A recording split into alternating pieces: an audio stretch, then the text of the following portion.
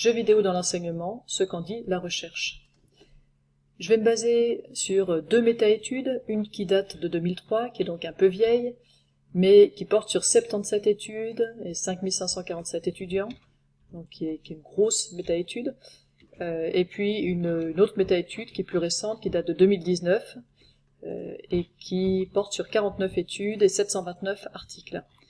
Je parlerai aussi des avancées en sciences cognitives, et notamment de ce que dit Stanislas Dehaene dans son livre Apprendre. Alors ça porte pas spécifiquement sur les jeux sérieux, mais je crois qu'il y a des parallèles à faire qui peuvent être intéressants.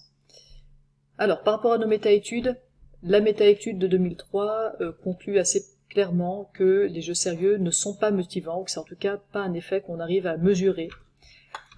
Alors en 2019, les résultats sont moins catégoriques. En tout cas, les deux études concluent que les jeux sérieux sont efficaces, et notamment ils sont très efficaces pour de la mémorisation à long terme. Ce qui ressort essentiellement de la méta-étude de 2019, c'est que il y a des conditions qui sont favorables et qui vont rendre les jeux sérieux plus efficaces et plus motivants. Donc dans certaines conditions, ça peut être un peu les deux à la fois. C'est plus efficace chez les jeunes enfants, et voilà en gros le résumé de ces deux méta-études. Alors on va revenir après sur les conditions favorables, bien sûr, puisque nous on va chercher à créer ces conditions favorables. Et puis une autre chose qui m'intéressait, c'est par rapport aux recherches en neurosciences, il y a deux choses qui sont intéressantes. Il y a l'importance de se tester, ça c'est une étude qui a été publiée dans le journal Science, qui parle de la pratique du retrivial practice, donc le fait de s'interroger via des quiz, via des flashcards ou des choses comme ça. Et en fait, quand on met des étudiants soit en situation d'apprentissage avec uniquement de l'étude, lire des livres, comprendre la théorie, etc., soit en situation d'avoir beaucoup de moments où ils s'auto-interrogent via des flashcards, des quiz autocorrigés, etc., eh bien on voit que le groupe qui a passé moins de temps à l'étude, en contrepartie, mais qui a fait plus de flashcards, etc., réussit mieux, et réussit mieux à long terme également. Donc il y aurait une importance de se tester de manière très régulière, et de ne pas attendre uniquement l'évaluation finale. Et Stanislas Dehaene, dans son livre Apprendre, et suite d'études approfondies en neurosciences, dégage 4 piliers qui sont fondamentaux pour l'apprentissage. Et ces 4 piliers, c'est l'engagement actif, l'attention, la consolidation et le feedback.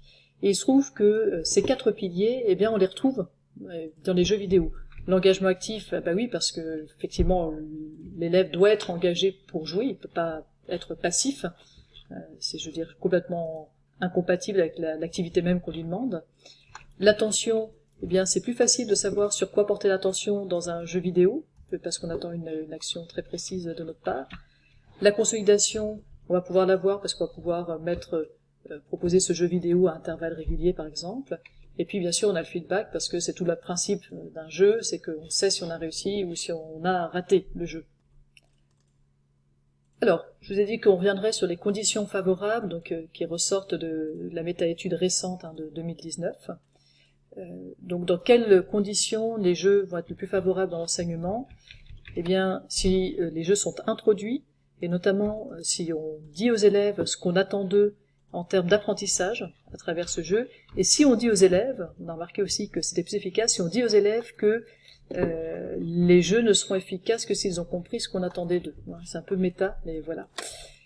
Le réalisme, c'est l'idée que le jeu auquel vont jouer les élèves doit correspondre à l'attente qu'ils s'en sont fait, donc là aussi ça doit correspondre à une bonne introduction. L'interaction, alors l'interaction entre les joueurs ou avec le jeu, qui doit être forte. Alors évidemment, il y a des jeux qui sont plus ou moins interactifs. On verra, nous, dans la suite de cette formation, des jeux très simples avec assez peu d'interaction, puis des jeux plus sophistiqués. Il doit y avoir du feedback, alors ça on en a toujours dans les jeux que je vais vous proposer. Il faudra prévoir un moment de débriefing, donc après l'activité jeu, où on peut reprendre avec les élèves ce qui a été fait dans les jeux, les apprentissages qui ont été faits, les difficultés. Ça, c'est une des conditions qui est très importante pour que le jeu soit efficace. Il faut que le jeu soit jouable, qu'il soit ergonomique, que ce soit facile. Et enfin, une chose qui marche bien, c'est d'avoir des surprises dans le jeu. Chaque fois que les étudiants sont surpris, eh bien la mémorisation de ce qu'ils apprennent au moment de sa surprise est accrue. Alors, si je regarde cette liste, je trouve qu'en fait, ça n'est pas très différent de ce qu'on doit attendre de n'importe quelle activité d'enseignement. Donc je suppose que vous ne serez pas très surpris par cette liste et que vous n'aurez pas forcément trop de difficultés à mettre en place des conditions favorables à un jeu dans votre enseignement.